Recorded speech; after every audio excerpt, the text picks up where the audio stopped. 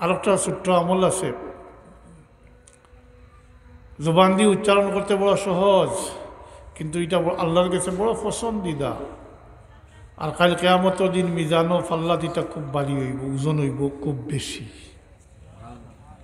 আর এটা হইল সুবহানাল্লাহি ওয়া বিহামদিহি সুবহানাল্লাহিল আযীম, সুবহানাল্লাহি ওয়া বিহামদিহি সুবহানাল্লাহিল আযীম, সুবহানাল্লাহি ওয়া বিহামদিহি সুবহানাল্লাহিল আযীম। মনে থাকবেন সব। कलीमतान हबीबतान इला रहमान खफीफतान फिल लिसान सकीलतान फिल मीज़ान सुबहानल्लाहि व बिहमदिहि सुबहानल्लाहिल अज़ीम। আর একটা অনেকে করেন, তবে এটার ফায়দাটা হইল মহা ফায়দা। যেটা ফজর পরে মাগরিব পরে পড়েন, আপনি ফজর পরে পড়ছেন, সূর্য ডুবার আগ পর্যন্ত আপনার মৌত হয়ে যায় যদি, তো জানিয়া রাখো কোনো না কোনো হিলায় আপনি মাফি পাইবা, আল্লাহ আপনারে মাফ করে দিবা।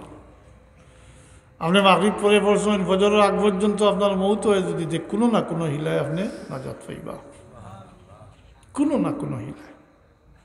এটা হইল, এটা পড়েন, হলেও পড়েন, আমি ইরাদ করি দিয়ার আল্লাহুম্মা আজিরনি মিনান নার, আল্লাহুম্মা আজিরনি মিনান নার, আল্লাহুম্মা আজিরনি মিনান নার 11 বার করে পড়েন না, অনেকেও পড়েন।